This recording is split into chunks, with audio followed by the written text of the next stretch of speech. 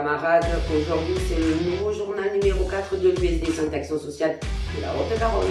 Vous savez que cet été a été très chaud, canicule dans la santé, dans les hôpitaux, dans les EHPAD et dans l'action sociale. Puisqu'on parle de l'action sociale, la commission exécutive de l'UFAS est venue sur le territoire, notamment à Toulouse, à l'USD. Il y a un petit reportage, regardez.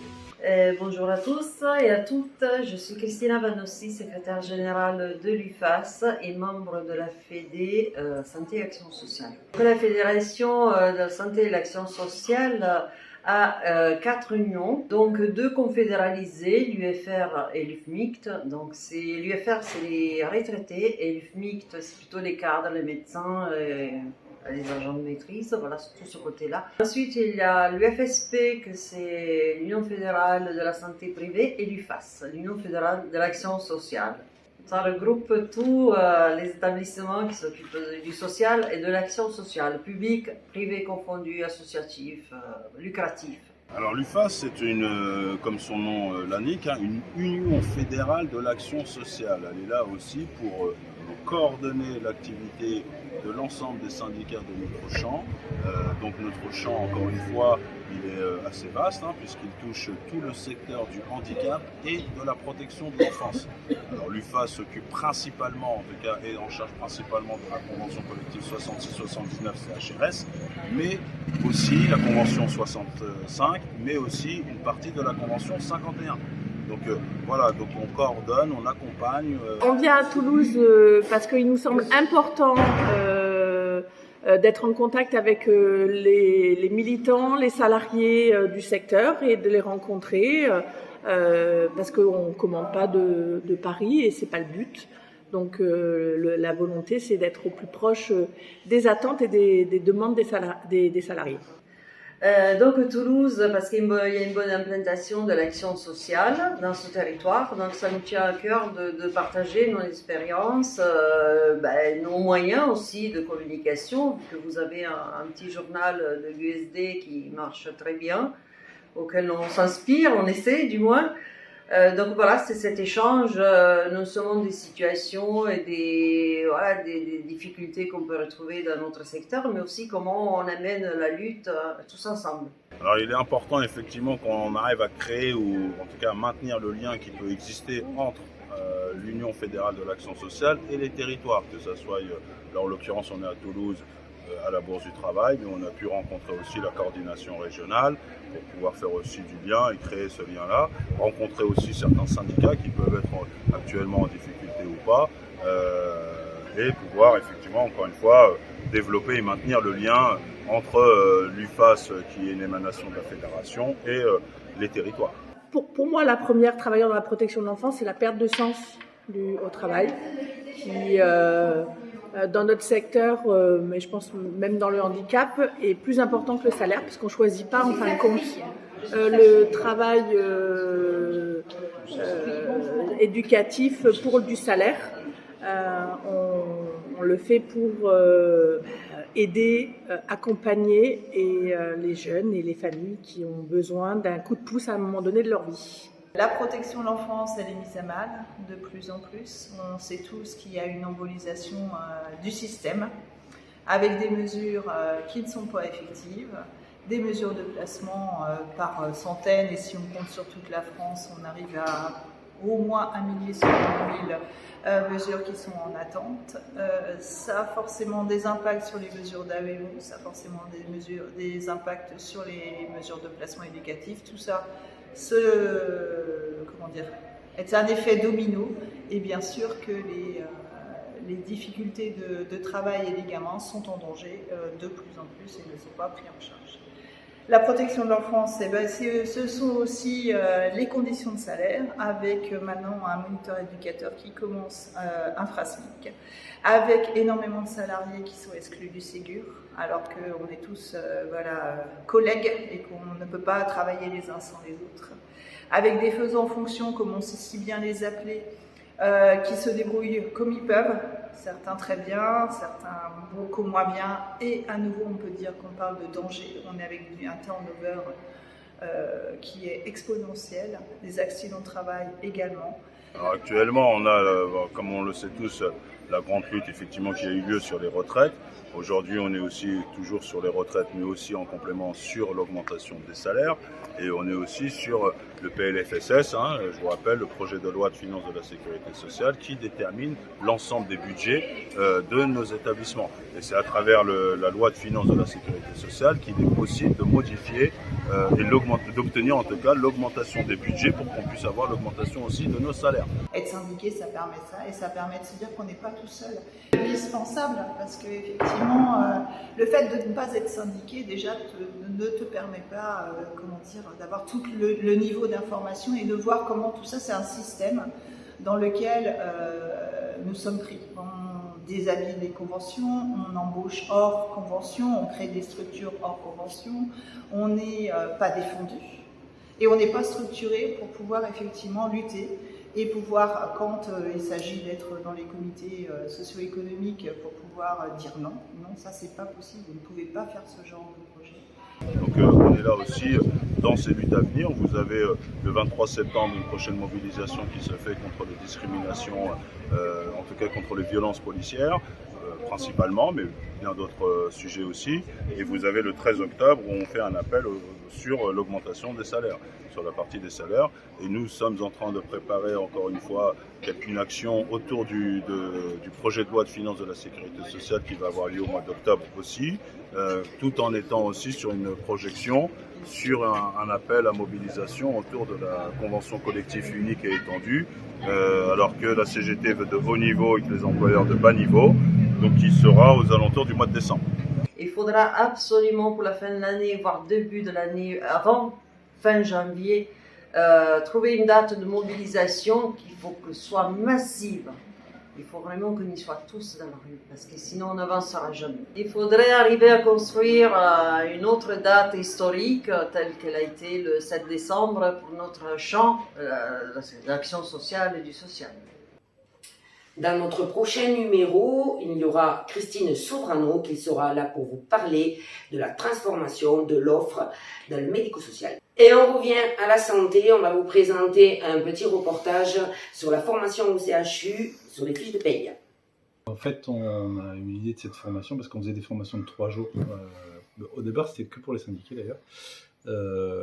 Et plein de gens nous ont dit, avec les plannings aujourd'hui, difficulté de se libérer, 3 jours, c'est plus possible. Et quelqu'un nous dit, mais pourquoi vous ne faites pas une formation un jour? Et là, c'est plus facile de se libérer. On a dit, ok. Et puis on l'a ouverte aux non-syndiqués surtout. Et on a choisi la fiche de paye. Pourquoi? Parce que sur la fiche de paye, on peut dérouler comme on veut sur tous les droits, sur les pertes de droits, sur ce qui peut énerver les gens aujourd'hui. Et la question du salaire, elle est centrale dans toutes les discussions. Donc comment, et puis montrer que c'est possible d'avoir des augmentations de salaire. Il suffit de savoir lire les lignes et savoir agir sur des réformes ou sur des lois, tout simplement. Voilà, donc j'assiste à cette formation aujourd'hui sur la feuille de paye et je ne sais plus pourquoi encore, excusez-moi. Donc moi je suis très satisfait de cette formation parce que j'ai appris plein de choses. Des choses, parce que souvent, je n'avais pas honte de dire, quand je regarde ma feuille de paie, je vais honnête à payer direct. Et du coup là, j'ai appris pas mal d'arcanes du système et c'était très intéressant parce que donc, du coup, maintenant je suis plus enrichi et je vais être plus méfiant sur certaines choses. J'ai participé à cette formation aujourd'hui pour avoir le plus de renseignements possible sur les bulletins de salaire, comprendre son bulletin de salaire pour moi-même, mais aussi pour pouvoir expliquer à mes collègues et répondre aux agents que je rencontrerai qui auront des questions à me poser. Donc l'intérêt d'aujourd'hui, c'était d'avoir un maximum de réponses sur les cotisations, par qui nous sommes payés. On a appris pas mal de choses, pour qui quelles sont les cotisations qui sont faites, les prélèvements qui sont faits sur nos salaires. Donc c'est bien de bien savoir comment ça fonctionne. Et puis après, ça nous sert pendant nos tournées pour expliquer aux agences la manière dont ça se passe. Voilà, donc moi j'essaye d'assister de toute façon à toutes les formations qui sont faites parce que plus on a de renseignements et mieux c'est. Plus on peut faire son travail de représentant du personnel aussi correctement.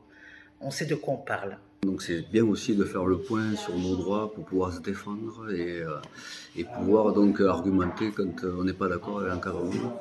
Ensuite, ça permet de rencontrer d'autres collègues d'autres services, puisqu'on n'a pas souvent l'occasion de rencontrer différents corps de métier, puisqu'on est souvent... Enfin, moi particulièrement, je ne bouge pas de mon service, donc je ne peux pas rencontrer... Et là, ça permet d'avoir des échanges, de s'apercevoir de ce que les autres vivent dans différents secteurs d'activité, etc. Donc voilà, je suis très content de cette formation et j'espère qu'il y en aura d'autres et je conseille à tous les agents de venir la faire. Franchement, c'est un super réussite. On fait ça une fois par mois et là, on en est à 300 personnes donc, qu'on ne connaissait pas en gros, qu'on ne connaissait pas avant, qui n'étaient pas syndiqués, etc. et qu'on a pu former pendant un jour. Et donc ça crée des liens forts et puis on garde les liens pour les remontées d'informations ou pour passer des informations dans les services. On reste sur l'hôpital. Une information importante, notre camarade de la santé action sociale du Gers, Christophe Bukovec, est convoqué le 29 septembre au tribunal de Auch et justement, à la sortie du tribunal, le discours de Christophe. Voilà, donc comme je l'ai laissé entendre tout à l'heure sur la suite de la procédure, donc j'ai refusé donc la sanction qui m'était proposée, à savoir donc un stage de citoyenneté. J'ai expliqué que à mon âge, je le vivais mal.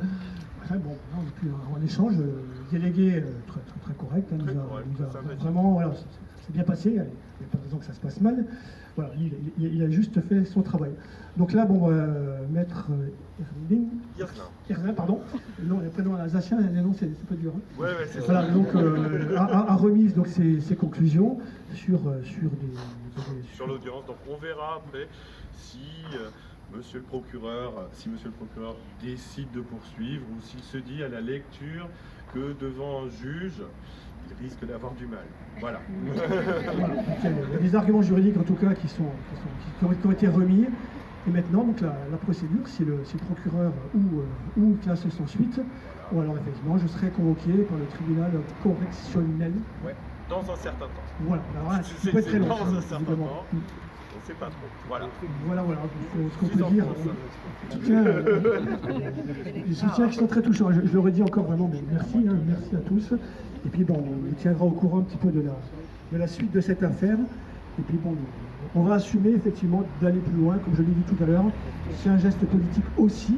Moi, j'accepte de prendre ce risque-là. Mon organisation syndicale autour de moi, on en a discuté, l'accepte aussi. Donc on va faire prévaloir un petit peu nos droits et pas montrer qu'on baisse le froid, pour parler vulgairement devant ce genre d'attitude et de plainte. Solidarité avec Christophe, notre camarade, et avec les 400 militants convoqués au tribunal. Force à nous, force à toi Christophe. Et maintenant, on va enchaîner sur la météo. Bien sûr, un petit peu de bonnes nouvelles, il en faut un petit peu, sur certaines élections qui se sont passées dans la sélection sociale, sur la Haute-Garonne. Donc, on va vous présenter cela de suite. Les camarades de Nefroker ont eu les élections. Il y a eu 100% pour la CGT, 9 élus sur 9. Bravo les camarades, félicitations. À l'EHPAD de la Tessoc, il y a eu aussi cet été les élections. Il y a eu une grosse participation. Au premier tour, la CGT fait 100%. Ça n'a pas été facile pour les camarades parce que les conditions de travail et avec la répartition syndicale qu'il y a dans cet établissement, la CGT a été élue. Donc, on félicite tous nos camarades à l'EHPAD de la Tessoc-Canayoux. Il y a eu les élections aussi à la SP2A. Les camarades sont là, ils vont vous en parler. C'est à vous les camarades. Donc au niveau des élections professionnelles à la SPE2A, la participation au niveau de l'association s'élève à 71,25%. Sur le dispositif hébergement qui est le mien, donc la participation a été de 56,30%. Sur le CSE milieu ouvert, la participation s'élève à 87,30%. Sur le dispositif médico-social, la participation s'élève à 87,3%. À la SPE2A, la CGT est représentative à hauteur de 89% pour les élections professionnelles du CSE. Les camarades, comment vous analysez votre beau score? Je pense que vous avez des idées. Allez-y, c'est à vous. Moi, je pense qu'il y a eu un bon score de votants sur le dispositif médico-social parce qu'on essaye d'être un CSE de proximité. On fait des permanences tous les vendredis où on reçoit les salariés autour d'un café. On parle de la politique actuelle, la politique sociale. On parle de ce qui se passe dans notre établissement. Et il y a des gens qui viennent poser des questions et parfois c'est un moment de rencontre qui est très sympa. On offre le café, il y a le chocolat. On prête des jeux de société pour les enfants, on prête des livres, on vend des places de cinéma à tarif réduit, on participe à des activités culturelles. Voilà, les gens viennent en permanence, voilà. On tient à avoir un CSE de proximité.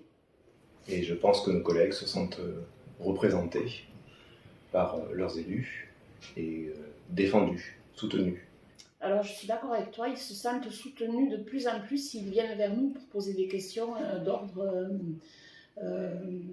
sur les conditions de travail. Sur les conditions de travail, de plus en plus. Aux permanences, on a des gens qui viennent porter soit une plainte, soit une interrogation. Et moi je pense que sur mon dispositif, le fait d'avoir vraiment pris en compte les différents services. Donc on a sur notre liste, on avait un surveillant de nuit, il y a quelqu'un du SAF, quelqu'un des JN. Donc on a vraiment essayé de couvrir tous les travailleurs pour vraiment représenter tout le monde. Voilà, c'était très important pour nous. Oui, sur le dispositif milieu ouvert, c'est la même chose. Alors on est un collège unique sur la SPE2A, ouais. Et sur le milieu ouvert, donc on a aussi toutes les fonctions et tous les services qui sont représentés au CSE sur ce mandat. Vous avez gagné des droits avant les élections, vous allez continuer avec les négociations, bien sûr, les négociations annuelles. Donc pouvez-vous nous en dire un peu plus sur les droits que vous avez pu avoir tout le long de ce mandat? Ce qui a été aussi important, c'est tout ce qu'on a pu obtenir en NAO. On a obtenu des jours trimestriels, 6 jours trimestriels pour l'administratif alors qu'ils ne l'avaient plus. Et chez nous, ils ne l'avaient pas. Oui. Nous, ils l'ont perdu. Quand on a fusionné, elles les ont perdus.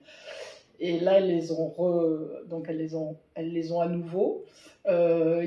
Les surveillants de nuit ont les 6 trimestriels. Chez nous, tout le monde a 6 jours de congé trimestriel. 6 jours de congé trimestriel. Tous les salariés. Ça, c'est une belle victoire. Merci Guillaume, parce que ça a été vraiment une force de proposition importante dans les négociations. Dans cette négociation. Donc, on a obtenu ça. Après, on a obtenu aussi plus davantage de participation de l'employeur pour la mutuelle.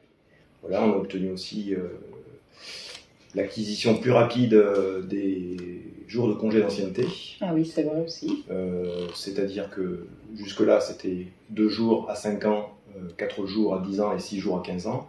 Et là, c'est 1 jour à 1 an, 2 jours à 3 ans, 4 jours à 5 ans et 6 jours à 15 ans. Ouais. Mais ça permet aux jeunes professionnels d'obtenir 9 jours de congé annuel d'ancienneté supplémentaire par rapport aux jours de congé d'ancienneté que nous on avait lorsqu'on est passé par là. Et on a obtenu aussi la reprise des congés d'ancienneté pour les nouveaux embauchés qui arrivent de la Convention 66. Ouais.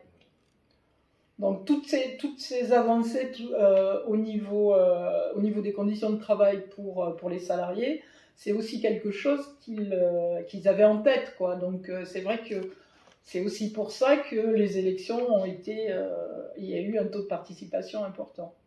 On arrive à la fin de ce journal. Merci de nous avoir suivis. On vous attend dans le prochain numéro. Mais d'abord, une date à retenir, le 13 octobre, une mobilisation européenne. On se mobilise pour les salaires, que ce soit dans le privé, dans le public, pour l'égalité hommes-femmes, pour la retraite, parce qu'il y a toujours cette mobilisation pour la réforme des retraites, et l'environnement. Le 13 octobre, Toulouse à Saint-Cyprien à 10h30, Muret à 15h à la sous-préfecture, et il y a Saint-Gaudens 15h30 à Jean Jaurès. Ce journal est terminé, on se retrouve le mois prochain pour un nouveau. Au revoir les camarades.